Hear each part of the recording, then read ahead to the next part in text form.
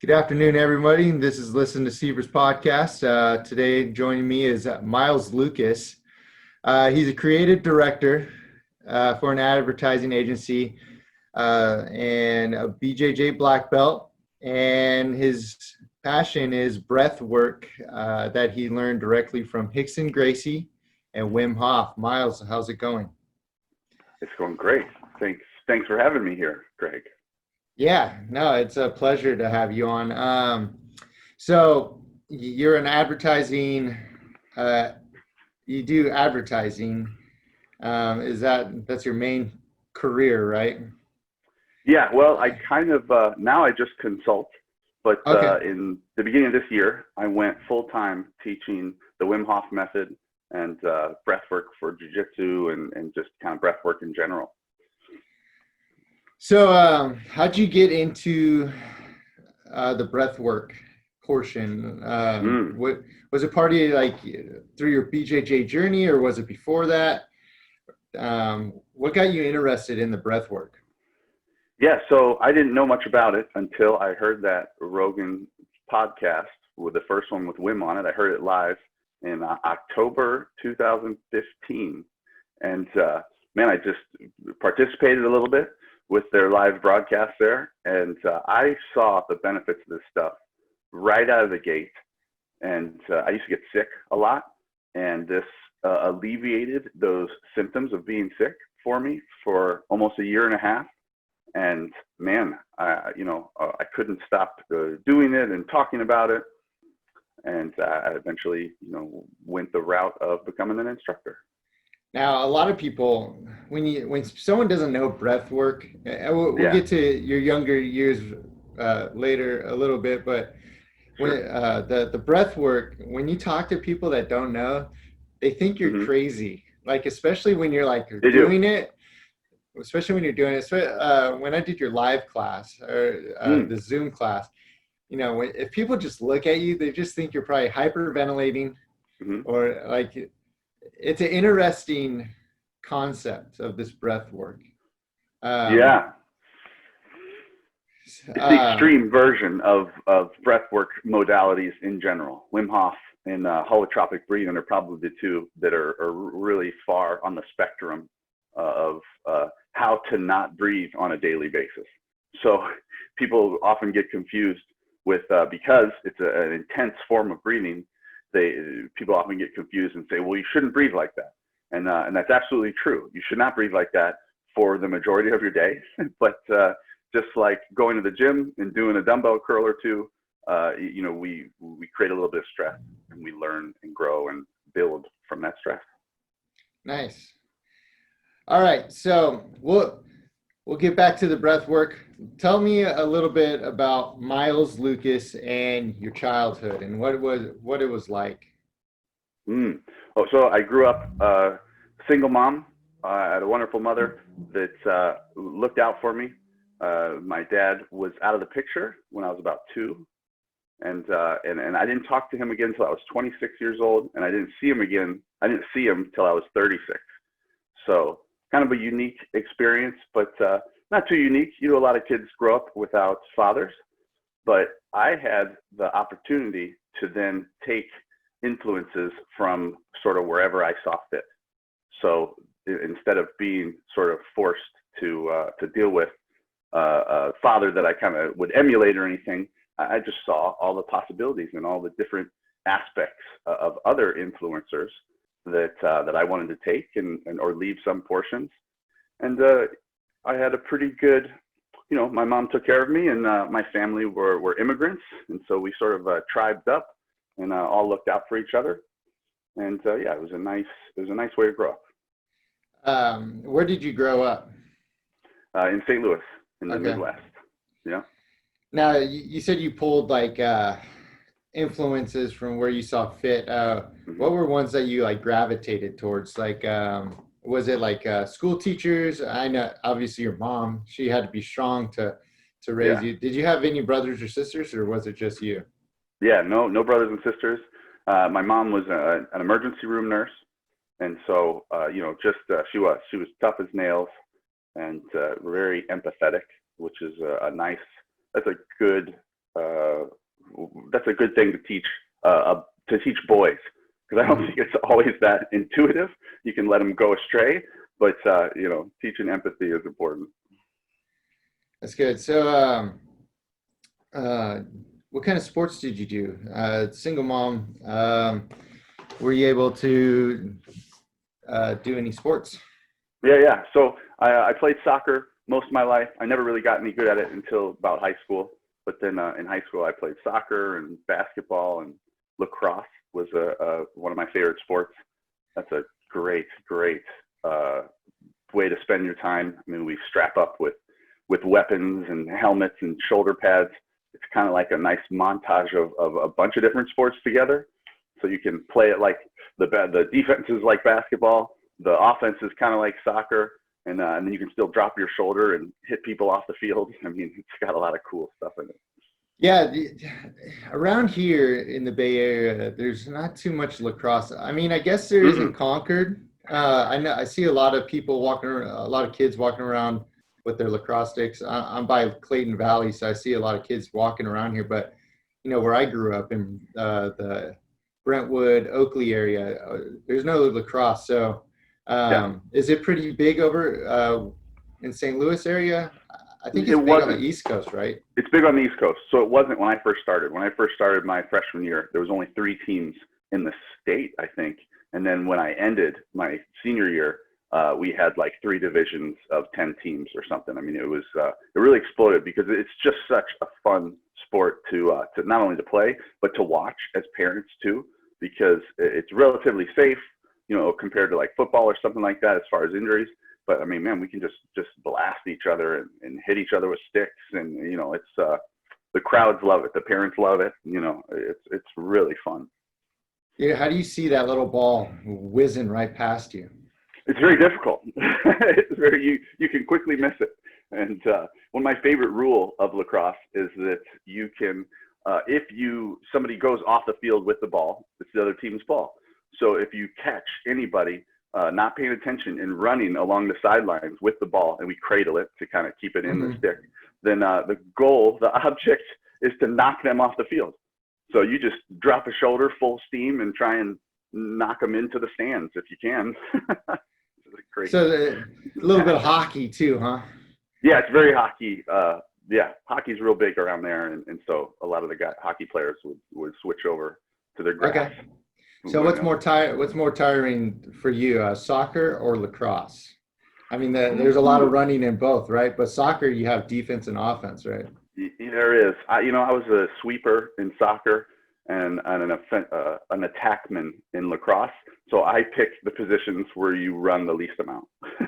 So because running has always been very, very difficult for me, and I used to get cramps in my in my ribs and stuff when I ran, and it wasn't until I'm 40 years old and I learned that breath work was my problem during running.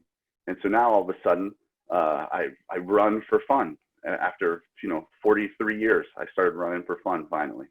So how do you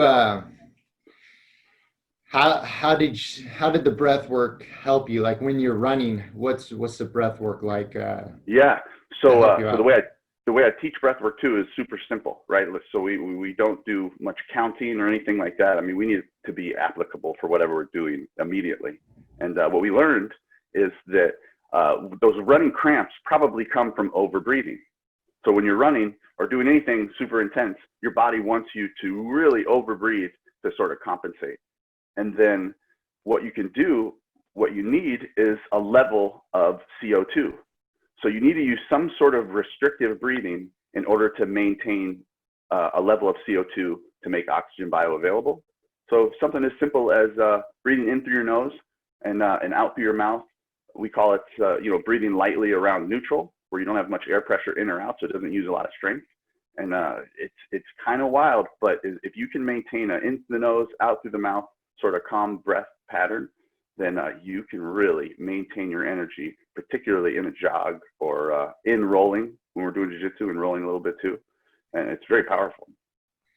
What do you think of those, going off on a little tangent here, Sure. The little, have you ever seen those Go-To mouthpieces that they advertise for the restriction of the exhale because Totally.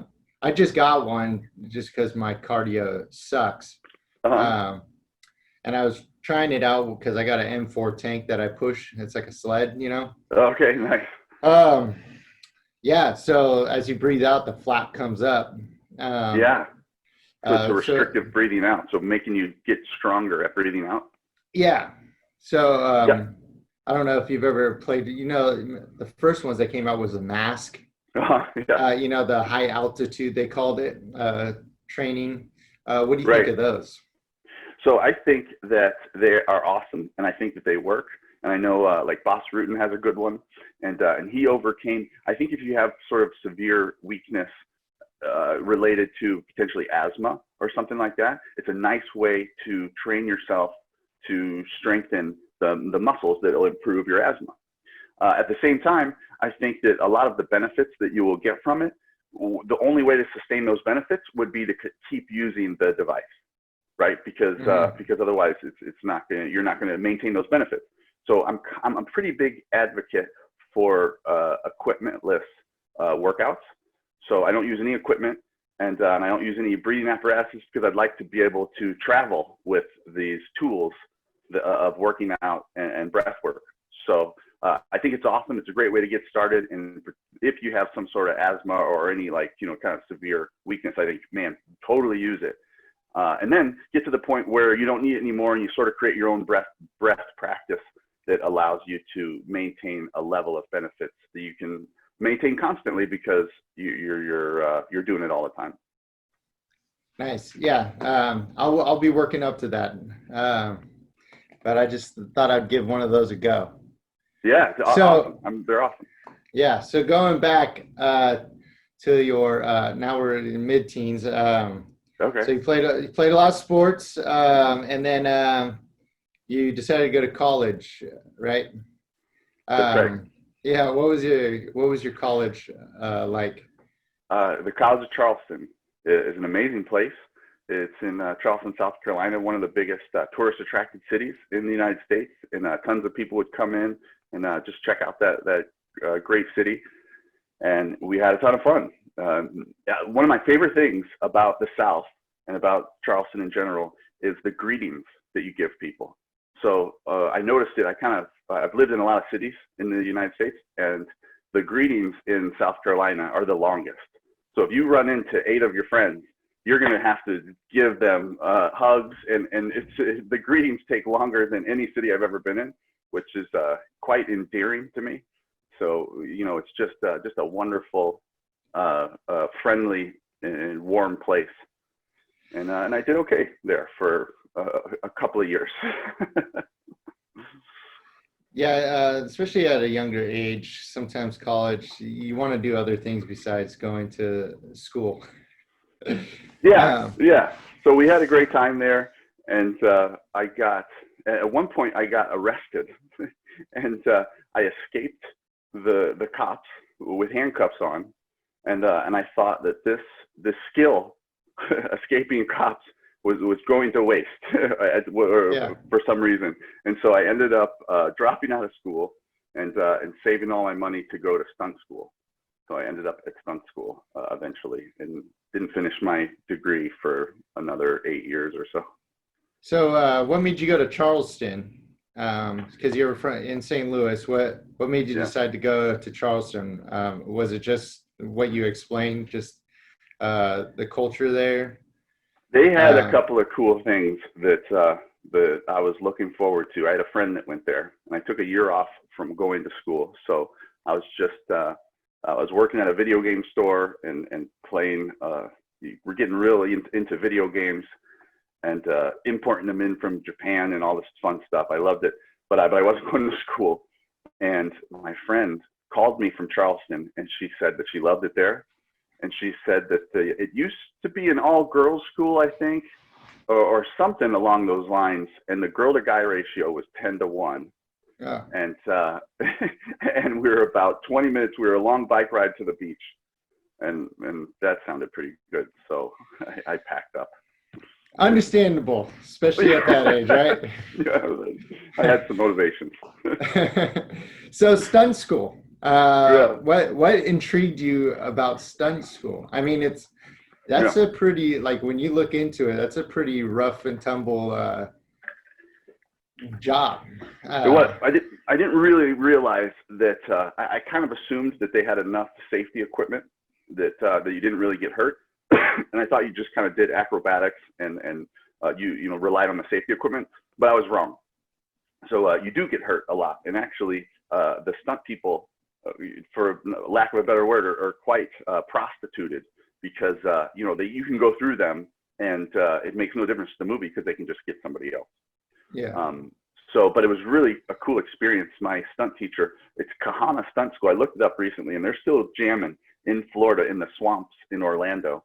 And Kahana was the stunt double for Charles Bronson for 20 years. So he has these stories, and he was a bad man.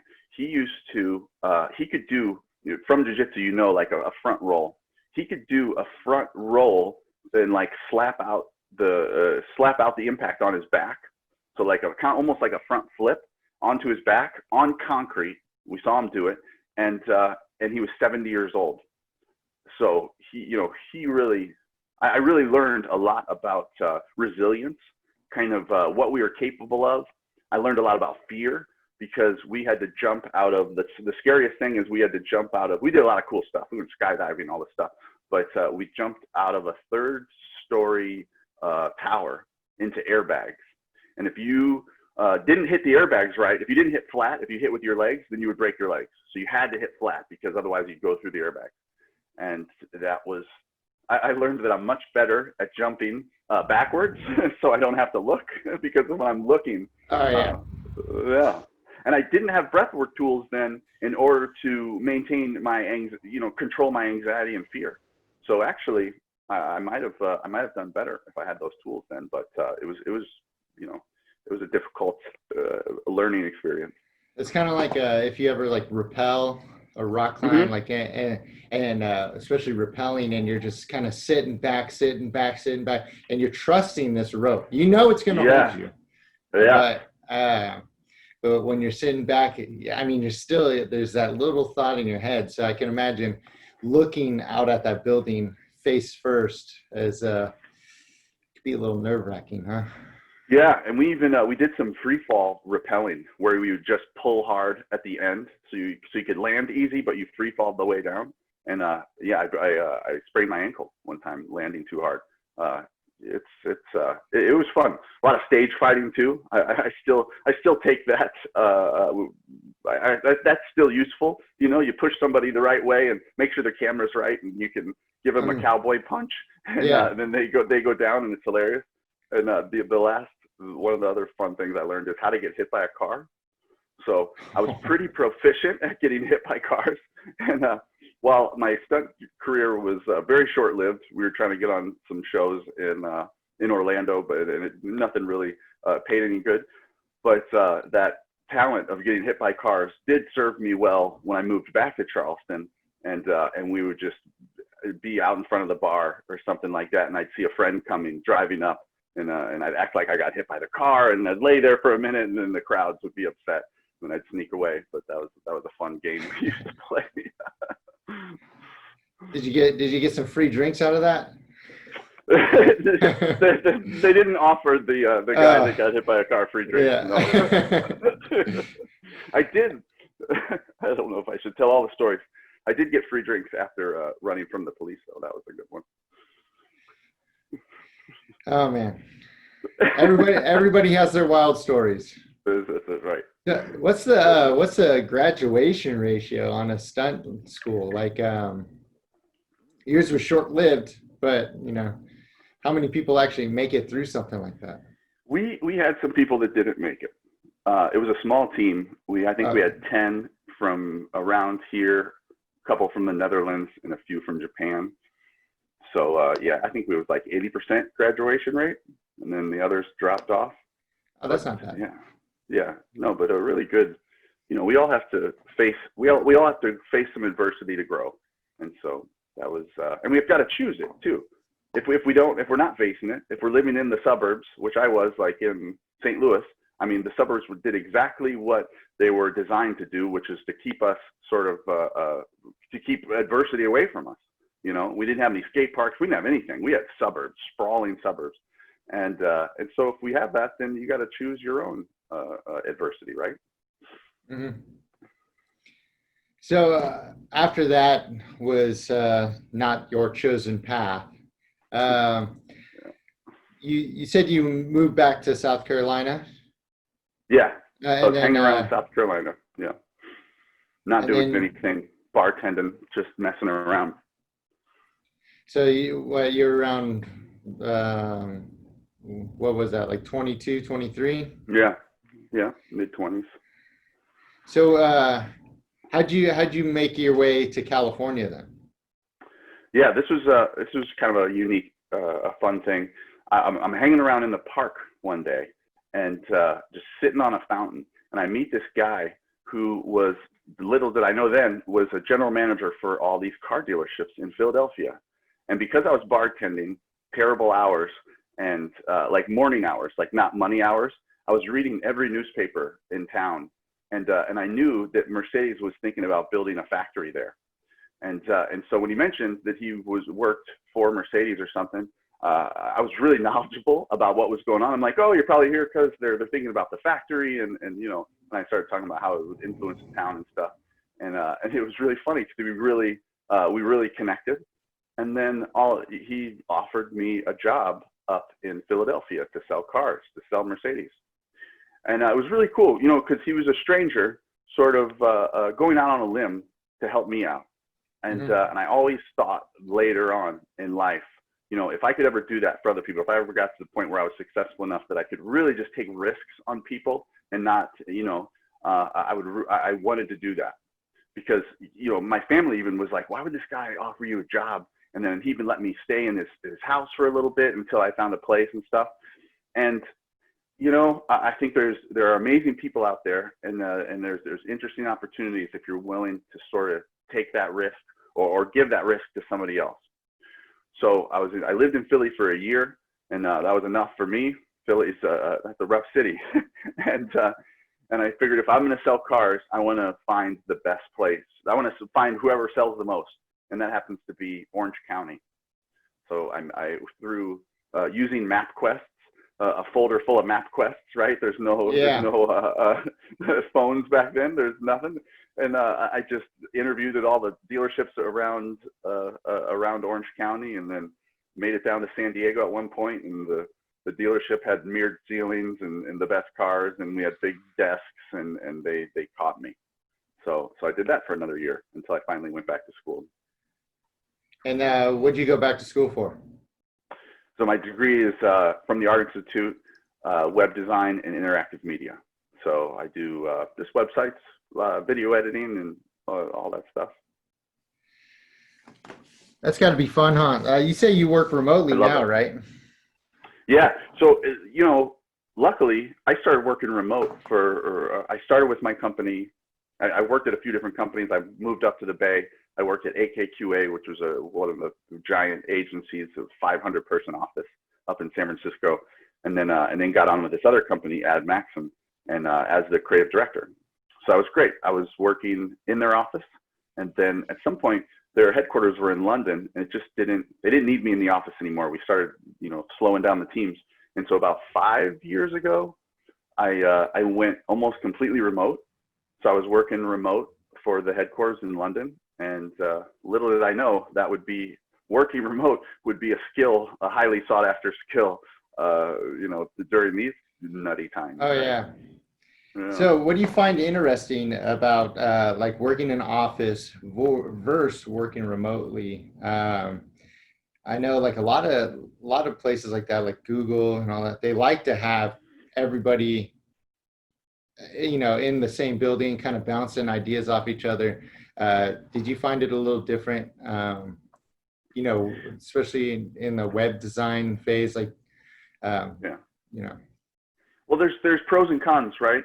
But there is a common misconception that you would get more work done at the office, and I'm sure that rings true for someone that needs a lot of guidance. But I think we're finding now that that's not really true. that if you knock out the commute and you knock out the water cooler talk and long lunches and that sort of stuff, that actually you're more productive at home. I mean, as long as you have a decent home setup. But the what would you call it? The synergy between teams is definitely, if you have to work it back and forth with a team, it's generally better to be there, especially kind of in creative work. It's more fun to get in the room with a group of people and sort of hash it out. So there's the pros and cons. But, I think as the tools get better, so the tools weren't quite as good then, right? Mm-hmm. Like we would use Skype, which was decent, but Zoom's better. Zoom's better for sure. And as the tools progress, and eventually we're all just going to strap on VR headsets and high-five, virtual high-fiving each other. So that's leaving. For all my friends that work at Cisco, WebEx is good too, okay? Yeah, that's right. Yeah, also to add to that, the stress that people aren't having driving in this Bay Area traffic. I know LA traffic is just as bad at all hours, but you're like 2 hours on the road pretty much. A lot of people, especially if you're going into that city, and that stress of getting home, now you got to try and decompress for your family or whoever. Yeah, it's brutal. And I guess this is why a lot of us do jujitsu, right? To kind of decompress and leave it all out on the mat, right? So when did you start your jujitsu career? It was at a younger part of your life, right? Kind of. I mean, I was in my late 20s. I've been doing it or mid 20s. I've been doing it for 20 years. But I started in South Carolina, which was 6 of us in a gymnastic room with like a carpeted bouncy floor, and just a great time to start jiu-jitsu and to learn about it. And I love remembering the old tournaments because the lack of rules was the best. So there weren't gi tournaments. This, South Carolina was kind of a small town. So we're talking about a small sport in a small town. And we go to these, everyone would travel to some town in South Carolina, and the tournaments would be no gi and no rules, essentially. They didn't know what the rules should be. There was neck cranks, all the foot lock, everything was legal because nobody knew what that shouldn't be legal, And it was a great time to start it. You said we do leave it all on the mat, and I just got reminded of that when we're not supposed to be rolling right now. The gyms are shut down, but I found a little fight club where we got together recently. And when I was done, I came home that night, and I hadn't rolled for, a couple of months, which is, I usually try and stick with it. And I sat there on my chest freezer in the garage for like 2 hours, just absolutely buzzing. I mean, like my body was just on fire from the release of endorphins, adrenaline, all the great things that you get from jiu-jitsu. And I had forgotten how powerful, how awesome it is for you, for your soul, for everything. It was so good. Yeah, it's definitely it's definitely different from like running compared to versus like being attacked and attacking for many rounds, right? It lingers. My cardio is not that great, so I'm like gassed after one good round. I need a breather. But yeah, you gotta learn how to push yourself. Hey man, we could fix that. I don't think it's cardio. I think it's breath work. It's probably breath work. Because I feel like I'm like a quarter mile big block car going like a long distance race, and after one lap I'm like, nope, I'm done. But yeah, no, I'd be very interested in fixing that. I really enjoyed that one class, even though it was a little more of your advanced class. But the reason why I wanted you on here is because I don't think a whole lot of people, unless they listen to the Joe Rogan, Wim Hof, one like all of us, I listened to that same one, or maybe it was the second one, and then you just go into a rabbit hole, but you actually move forward with that. So I just want other people that I know and any listeners to know that this stuff, works. Wim Hof is a different character and an animal in himself of this whole breathing and the ice baths and stuff. But you started learning this, well after your jiu-jitsu career started, right? Yeah. So I was 15 years of jiu-jitsu in before I learned any breath work at all.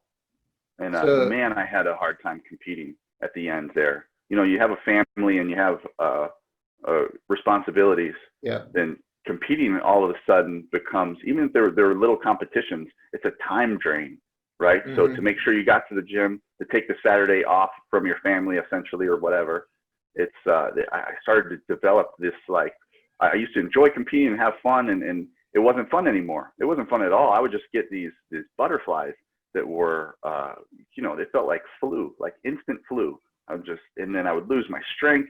And my worst was my mouth would get so dry, I couldn't even get my mouthpiece out. My lips are like sticking to my mouthpiece. And it was not embarrassing, but it's just embarrassing to myself. You know what I mean? Mm-hmm. I wasn't embarrassed because of other people saw me, but I'm like, man, how I just didn't get it.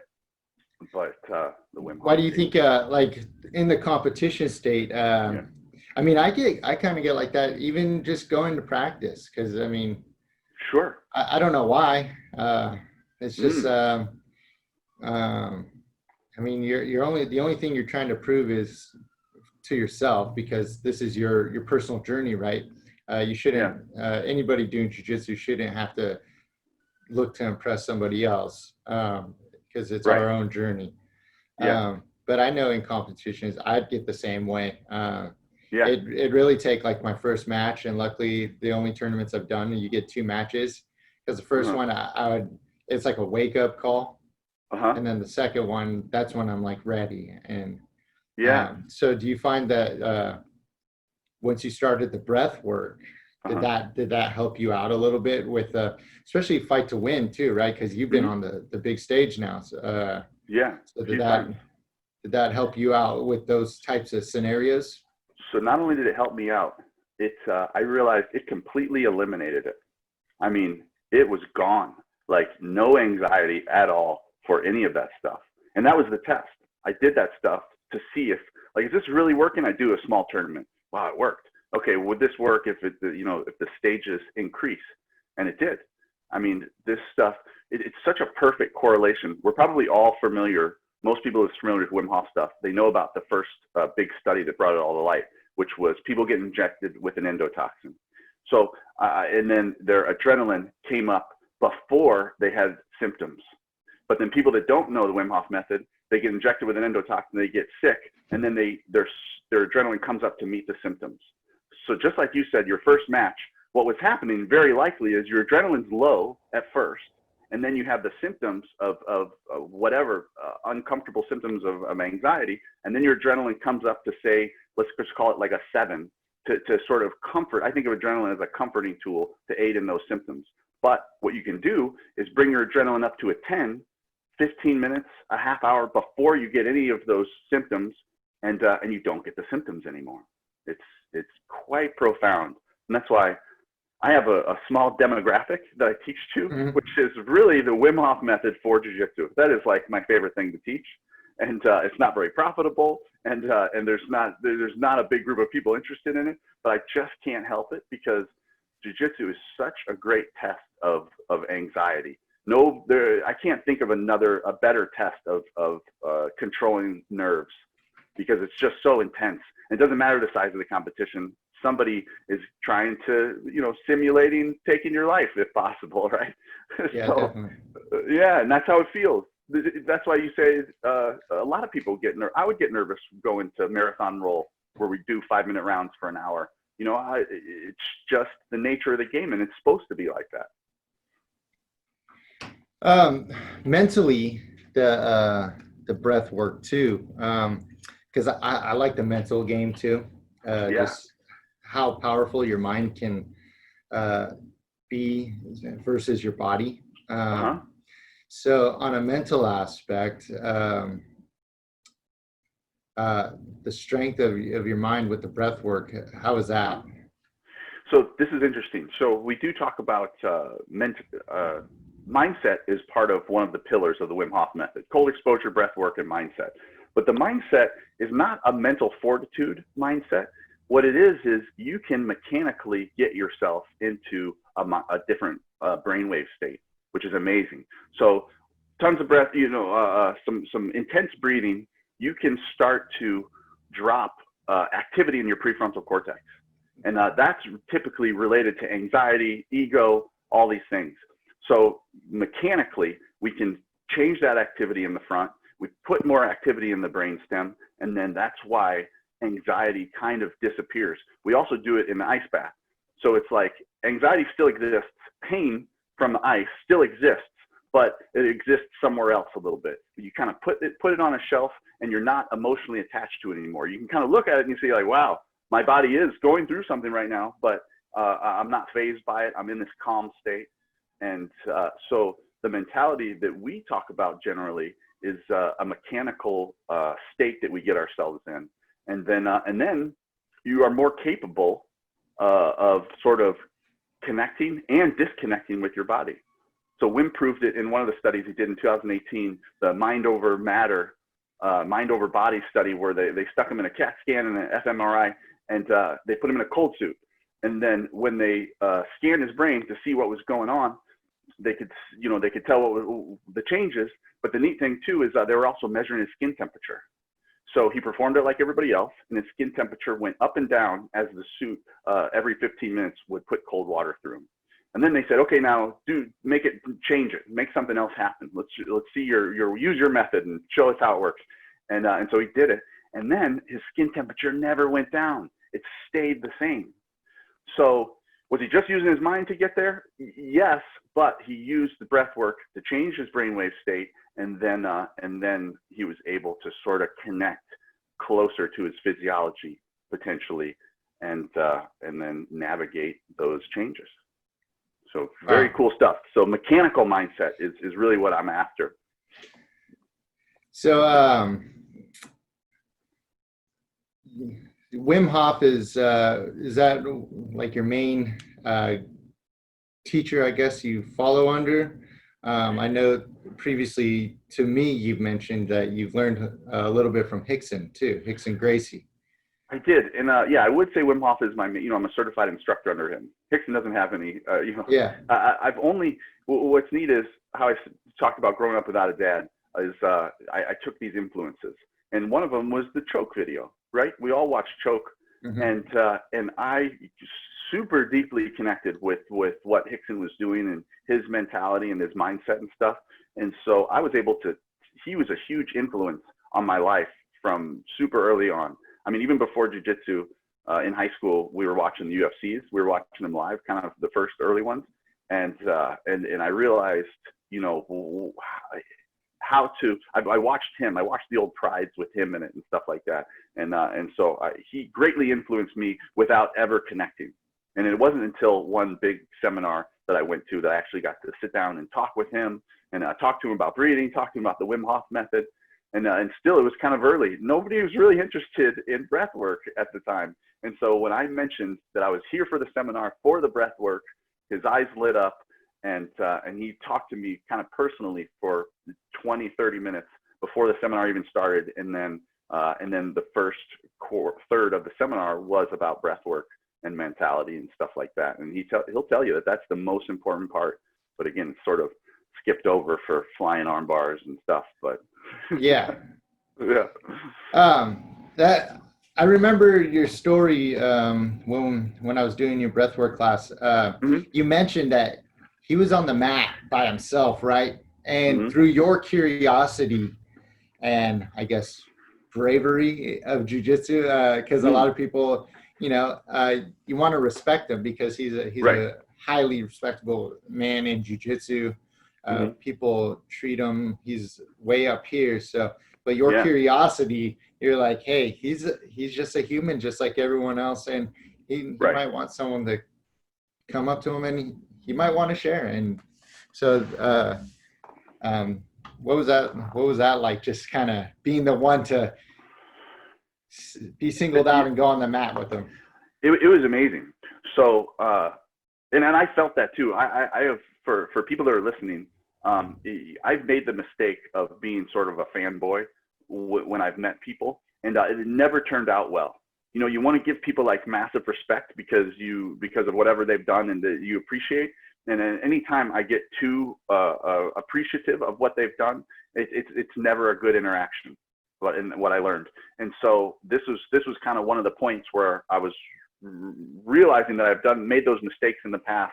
And when I first walked in to the building, ching ching ching ching, the chimes come in as you open the door, and Hickson was sitting there on the mat by himself with the other 60 people over on the corner, and we locked eyes, you know, because he saw the door, and I immediately looked down, and I felt like you know, it was just a weird experience in general, and I tapped myself there, and I said, okay, I'm not going to do that. I'm not going to have this interaction with him. I'm going to try and do a little bit better. So then eventually we all moved over to that mat, but again, nobody was talking to him. So we're all on the same mat, and he's just sitting there, and we're just kind of stretching out, and I think we knew when it was going to start, and we had a good amount of time before it was going to start. And so that's when I decided he is just a person, and I do think he wants to share. I mean, we're all on the mat, and nobody's talking to him. So I go over to him, and I just thank him for being here, and I think it was a good lesson for me too, that you know, just appreciating people for being real, and I thanked him for being here and told him I was excited about it and everything, and it really like loosened up the whole room. The whole room took a big breath and a sigh of relief that like somebody had broken the ice, and then we can actually listen to him talk about some candid stories about Kron doing breath work, the Wim Hof method, and passing out and cool stuff. And yeah, so I mean, it was magic. I just had so much fun, and really got to get you know, have a personal conversation with him, which was, you know, it was kind of a dream, right? I've been growing up watching him and being influenced by him. So yeah, it was amazing. Yeah, I mean, I guess that kind of goes back to when you got your car salesman. You know, if you didn't have that, I guess, outgoing personality, the knowledge, and like, you know, speaking with the guy that gave you that job, I mean, it's similar, right? You got to be able to go out on a limb to know what you're capable of, or what things that you may learn from that, right? You have to take risks, right? Yes. I love the saying, you got to risk it for a biscuit. And sometimes you fail. Hopefully you fail less than you succeed, but you have to take risks. And so that's what life is going to reward you if you do. So a crazy thought, you know, like Hickson in jiu-jitsu, you know, we have all these old school jiu-jitsu guys, you know, Mm-hmm. like that we all look up to. And Mm-hmm. whenever I'm driving, I always think about, you know, when is like, they're always going to be the old school, but who's going to be the next, like when my kids grow up, or even Mm-hmm. when your kids are a little older, Yeah. who's going to be that next, like, old school people besides like Hickson, because that's never going to die. But Yeah. that next lineup, right? I always think about that because, you know, you grew up in old school jujitsu, right? For sure. When it just started blowing out. Yeah. I know my professor Bryant. He grew up in that old school way at Sievers, and a couple others. I know a couple people that grew up in that old school thing, but I mean, I wish I did, but I mean, it's just the age thing. But you know, I always like, man, no, we're not going to Who's go new? back to that. Yeah, who's going to be that Who's new? new?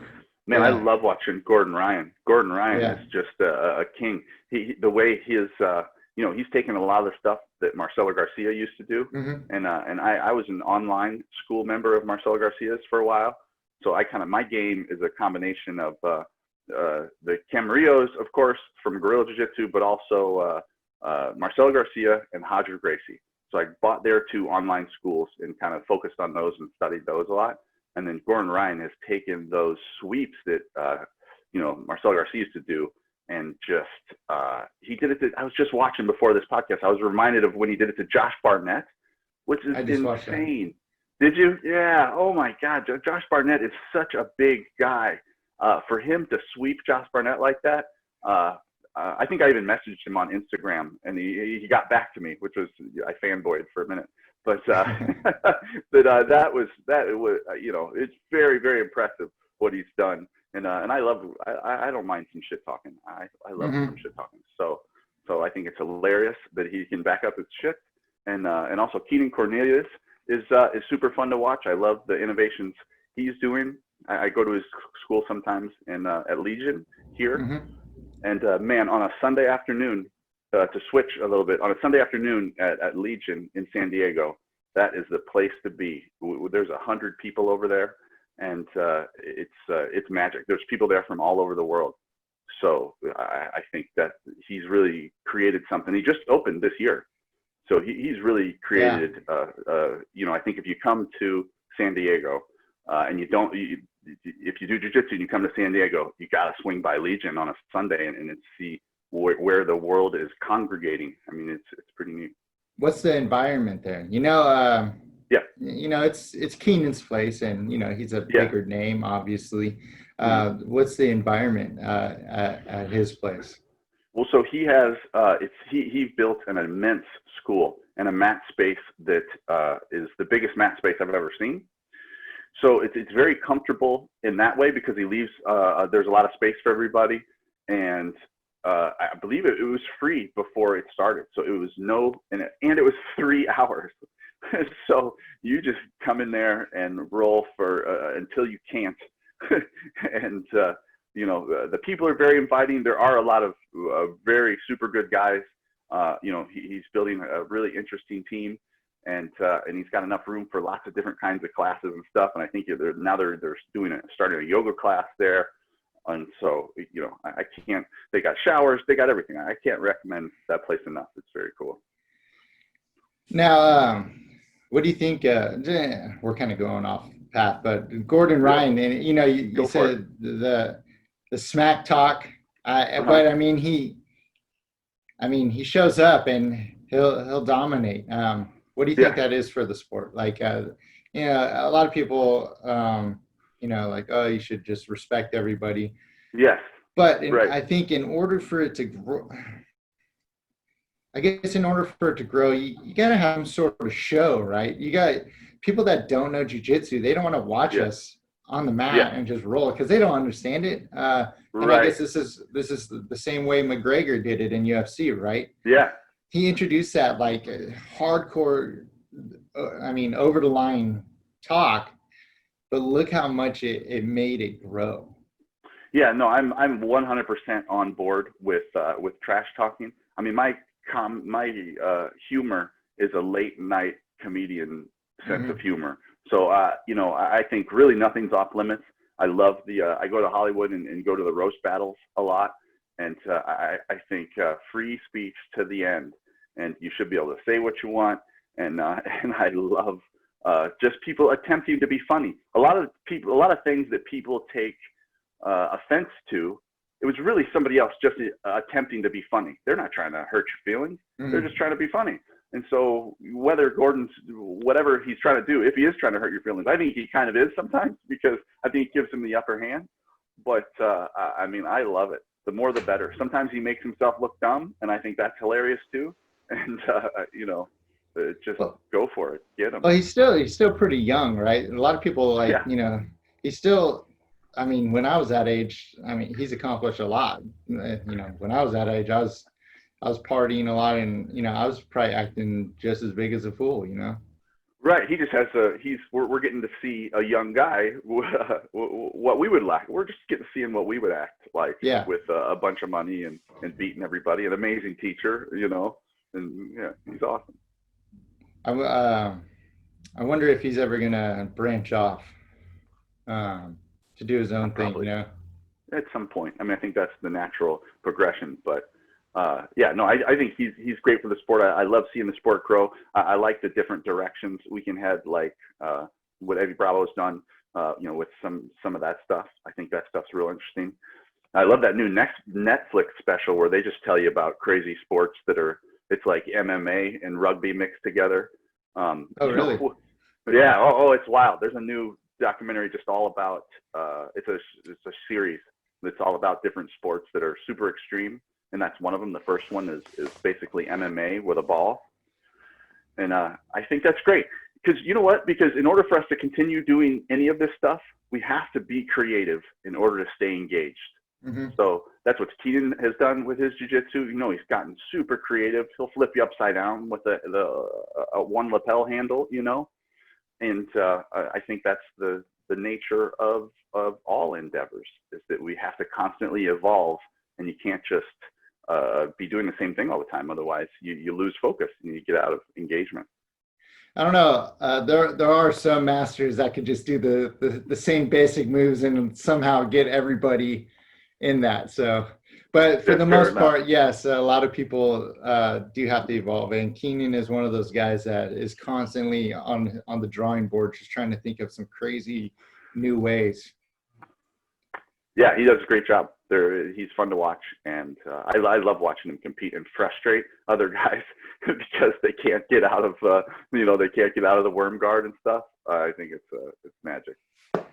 Okay, enough. I guess enough jiu-jitsu talk for right now. But okay. Let's get back to your passion, right, or business mm-hmm. now, full time, mm-hmm. Which is breath fitness. Mm-hmm. Yeah. Who's your main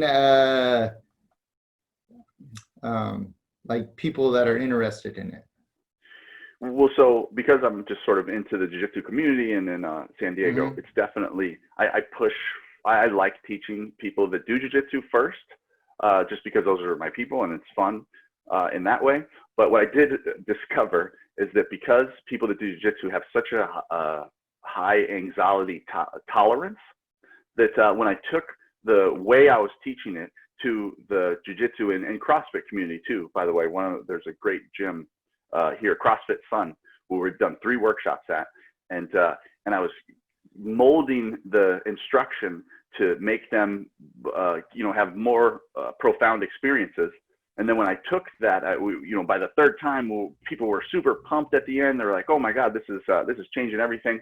And then I took that way of teaching to sort of a more public, with different types of people. I had I'm not gonna say a bad run, but I had a lot of people passing out at my Wim Hof workshops for a few of them in a row.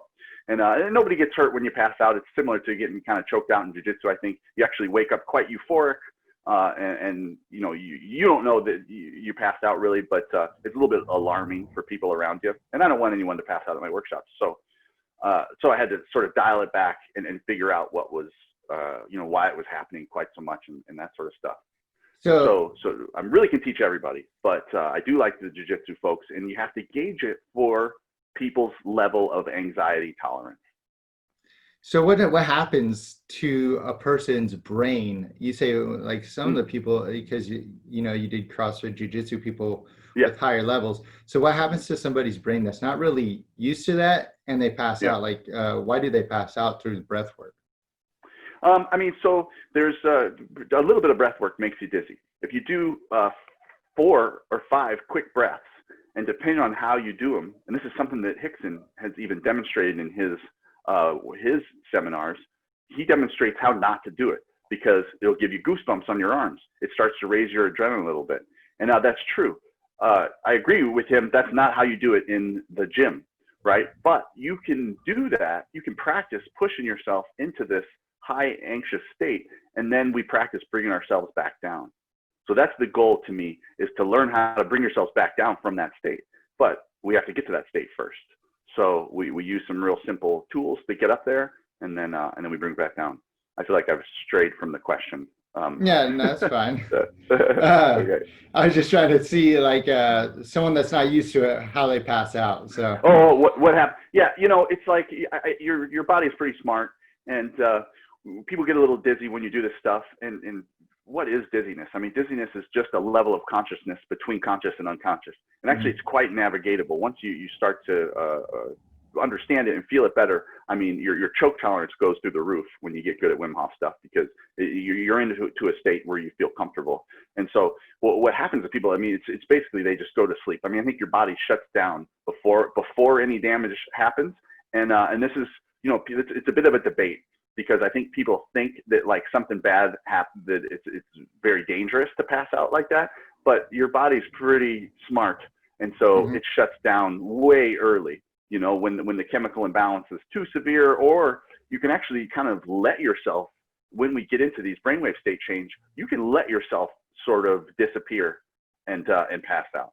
So whereas once you get good at it, then you don't have to let yourself. Then you can hang out in this level of consciousness kind of before you pass out, which is a great place to be. So I've never heard of any, and again, we debate about this and talk about this a lot because it's important. People's health and safety are number one to us. Number one is people being healthy and safe. And so we've never had any poor repercussions from passing out. When you wake up, typically the people that wake up they had the greatest time ever. Some of them I know even go on to become instructors because it was so profound to them to realize that they can make themselves like comfortably pass out. Is so profound to some people. So that's the experience. I mean, people come out of it usually better for it, and it's totally safe. But it's not the goal. So our goal is to navigate these chemical shifts and be able to use them. Nice. On your breath fitness, you also try to add the ice bath element too, right? Yeah. If you could, I mean, do you do that on all your seminars that you do in person? Yeah, I do it on most of them. Yeah, so I do because I think it's a valuable part.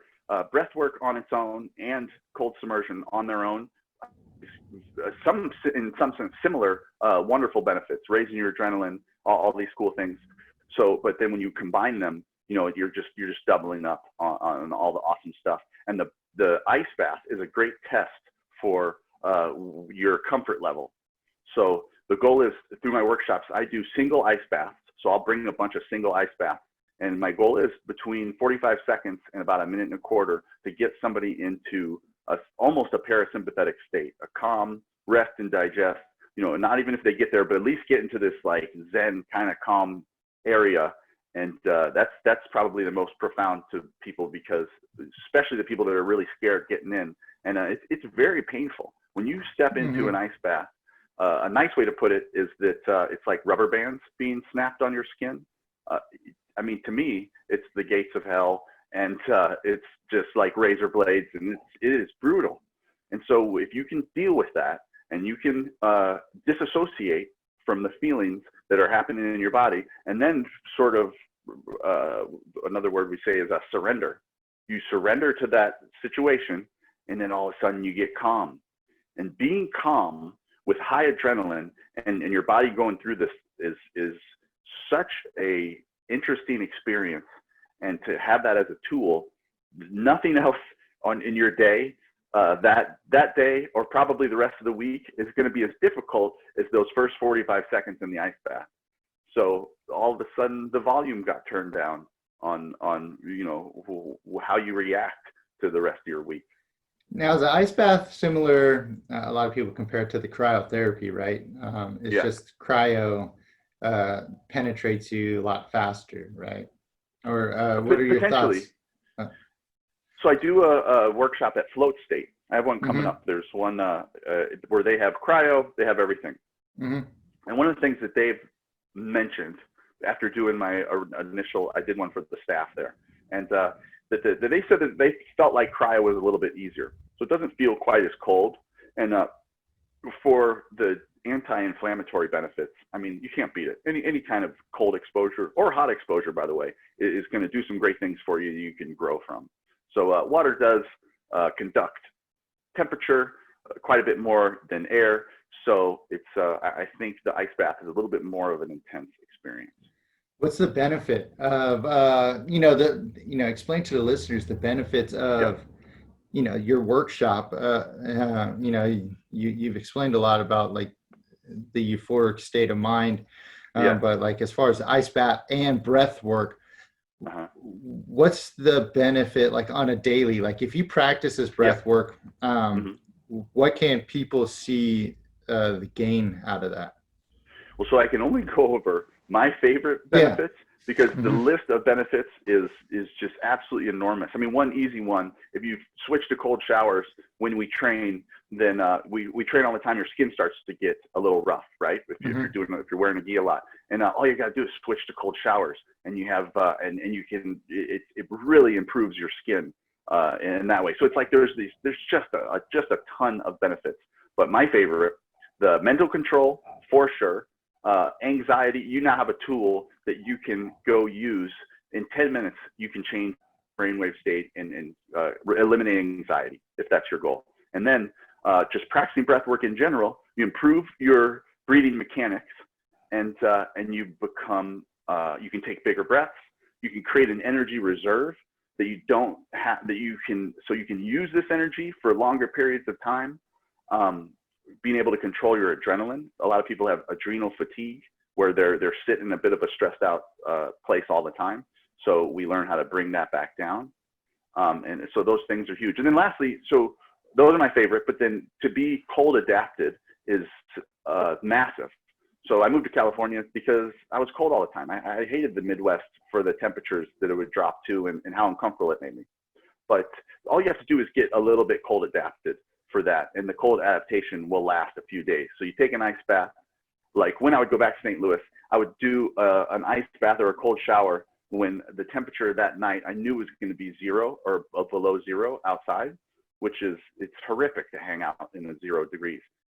So I do an ice bath in the morning, and then all of a sudden my capillaries and my blood flow, my cardio system are able to open up and shut down better, and so that's it. So now I'm more comfortable. Now the whole world has gotten bigger to me because these places that I would avoid because it wasn't interesting to me. I didn't enjoy it.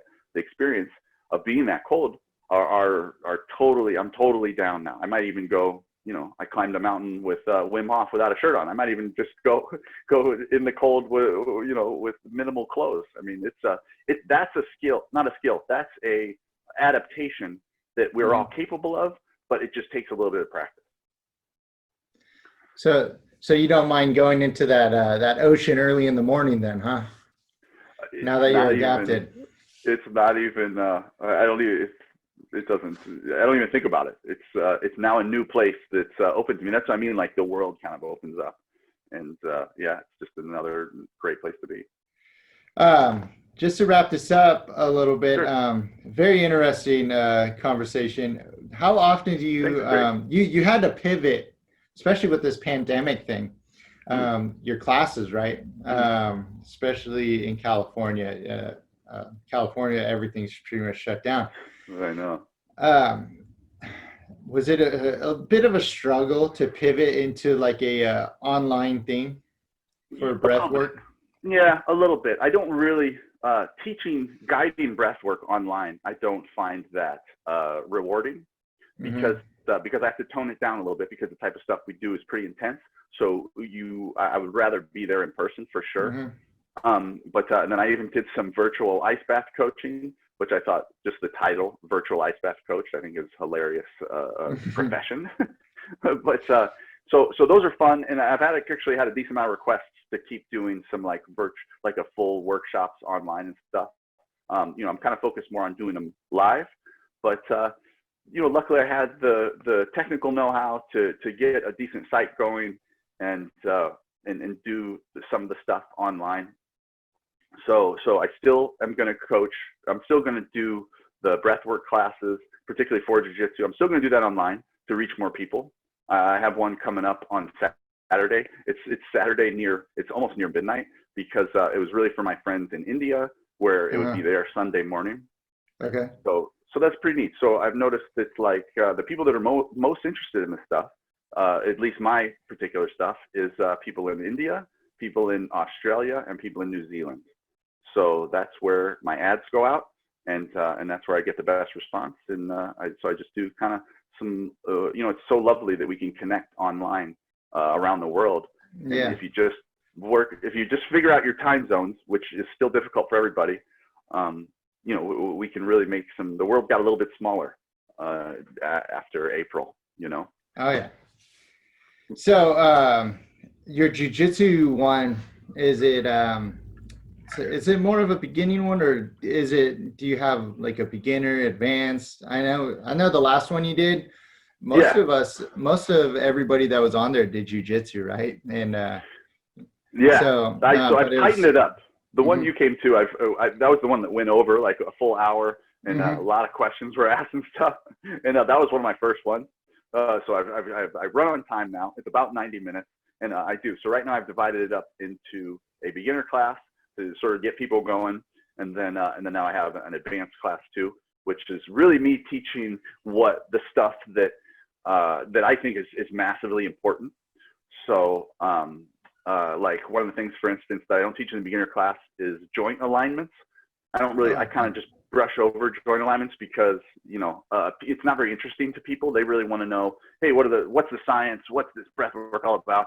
And so now it's like, I really want to turn people into, I fixed all these joint issues that I had from jiu-jitsu, and then I strengthened my joints. And I really want to share this sort of subtle stuff that I think everybody should have, but it's you have to be engaged in order to absorb it. Did you fix all that joint issues through breath fitness, or was it more? It was trial and error. Okay. So as I started to get as I started to be able to do this stuff more because of the breath work, then I came up with a supplemental workout routine so that I could be healthier for jiu-jitsu. And then everything kept tweaking my joints, right? I'm throwing kettlebells around, I tweak a joint. Everything kept like giving me a tiny injury, and then when I get on the mat, it would exacerbate the injury. So what I did is I just kept Bruce Lee style, just getting rid of stuff that wasn't working. If it tweaked me, even like you do those leg lifts where you're on a thing and you're just lifting your legs for your stomach. And even that, if I did those too fast, I could like tweak something in my back a little bit or something. And I'm like, man, none of this is working. So I just kept slowing it down, getting rid of exercises, slowing it down. And then I learned that this is my secret sauce. I'm happy to share it because I love you guys. I love people that do jiu-jitsu, is that you need to stretch in a dead silent room, and you need to hear all the pops and everything that's happening, literally hear them, the pops that you wouldn't hear. You can't listen to music while you do this, and then adjust everything, and then do holds where instead of doing a set of push-ups, you do one push-up. And during that hold, during the point where you start to tremble, I think that it's engaging the fascia, the soft tissue, the small muscles around the joint, and it's sort of sinking it in. So it's making it tighter and stronger. That's what I think, because I used to, my joints would dislocate a lot, particularly my knees. And I haven't, ever since I started doing this stuff, I haven't had a dislocation since. And I've had, elbow, every joint. We all had, my knuckles are all over the place. We've all had all that stuff. But being able to navigate that stuff and so with a 5-minute, honestly, a 5-minute workout, a 5-minute stretching routine, a joint aligning routine, if you do that on a daily basis, you can sort of create this hardened sheath of tight joints and strength that will last you throughout your life. Hopefully, we'll see. Yeah, I need to work on that. My problematic area is my shoulders, and like especially around the scapula area. It feels like it literally feels like maybe a rib's out. So maybe I'll start trying to work on like a pull and just like try and hold it where like I start feeling it. But I do a lot of rotational, unconventional work. I stopped powerlifting a long time ago. Like I have all my clubs, steel clubs, maces, Bulgarian bags, and the M4 tank, which is pretty much a sled on wheels. So amazing. That's all I do. So How about the hang? You do a hang for your shoulder? So when I hang, that's when it like intensifies that pain around the scapula. Even because like people do dead hangs where they're kind of like this, but I try to tighten it up. And also dead hang too, for just to kind of decompress the shoulder a little bit. Yeah, I think in jiu-jitsu, like especially with heavier guys, you're constantly like blocking and you're closed off like this a lot, right? So you're compressing your muscles a lot in your joints and stuff. So you're putting your body in abnormal spots. Yeah. So you gotta hang. You gotta stretch it all back out. But yeah, so do you listen? So do you do that with like intermediate and advanced classes with your joint stuff, or do you try to like leave that to the biomechanic experts? I realized that I'm going to start sharing it in advanced classes. I started to share it early on And I realized people weren't really listening because there was so much information, and that's such a subtle thing that people didn't care about. But I think it's super valuable. So I'm going to include it. So I'm excited about advanced classes because I feel like that it's up to me to I'm able to deliver anything that I want to, as opposed to other people's theories. So I'm only going to put that in the advanced class because I think it's hard for people to absorb all this information. So I need people that already kind of do this stuff a little bit, and then we move on. And then I also shorten up the breath work. So when you first learn breath work, it's better to do like sort of long sessions because then you can kind of find the rhythm and flow. And then now you know how to do it. Now we're going to condense it. Now we're going to shoot you to the moon and then bring you back and do it quite quickly, which is cool. Yeah, I definitely recommend it to everybody. I learned just within that short period of time of your class, that 30-second to 2-minute hold, you feel it right away. And isn't that cool? You're actually surprised on how long you can hold your breath through those steps that you've done, that you provided. But yeah, I recommend it to everybody. Excellent.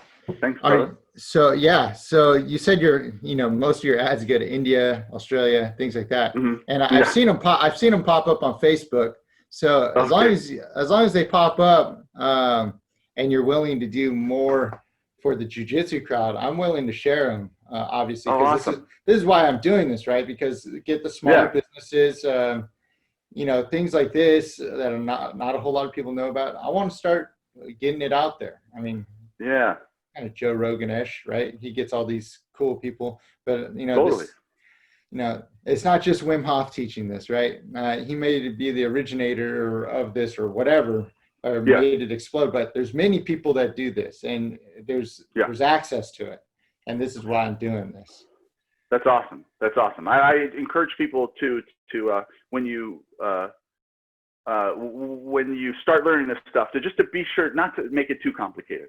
People want to when we start counting breaths and how long they're going in and out and stuff, and everybody has different lung capacities, which is one thing that a lot of breath modalities overlook. So not everybody gets the same reaction to the same breath pattern. So we need to adapt that. We're not all dunking on a 10-foot hoop. You know what I mean? Like we really needed to adapt that. And that's why I try to provide the easiest principles possible, and then people can digest them and create them into their own immediately. Okay. So 2 things. This is the Leave It to Sievers podcast. Yeah, man. Give me one thing in business or your life experience that you could leave to the listeners, and let everybody know where they could find Breath Fitness. Okay. And then we'll end it on that. So after doing all this stuff for a numerous amount of years, like the jiu-jitsu, and then now I'm on about 5 years worth of doing breath work, what I have learned, and then being a creative director at an ad agency, is that I feel that we are all creative people, and we all have to be creative in order to stay engaged. So whatever you're doing, we're always kind of searching for the right way. Well, what's the right way to do it? What's the exact recipe? Well, that only exists for a day. And then the exact recipe changes the next day, because you have to stay engaged and you have to use a bit of your own creativity. And I think that's how we all flourish. So that's it. So stay creative. You can go to breath.fitness to see most of the stuff that I'm doing. And that's it, my friend. Is that on Facebook, or are you on Instagram as well, or is it mostly Facebook stuff? Yeah, so I'm lucky. I have breath. I have HTTP breath.fitness instead of .com, and then I have Breath Fitness on YouTube, Instagram, and Facebook. So it's awesome. It's all the same stuff. And the YouTube's kind of fun. We got some cool stuff. That'll be we're gonna start creating a show pretty soon, and we're gonna do some fun stuff on there. So that's moving. That's great. That's awesome. And I'll put all that stuff in the show notes, so everybody listening, they can just easily click to those links and get access to Breath Fitness. Awesome. I had a fun time talking with you, Miles. This was a great conversation. get You to too. know a little bit more about Mr. Miles Lukas and what Breath Appreciate you. Fitness is. Yeah, what Breath Fitness is all about. So I hope everybody enjoyed this podcast. Excellent. Oos, my friend. Yeah, oos. All right. All right. You have a All good right. rest of the day. Okay. Thanks, brother. Yeah, I Signing out appreciate then, your time. Yep. huh? All right. All right. See you See ya. later. Bye. Bye.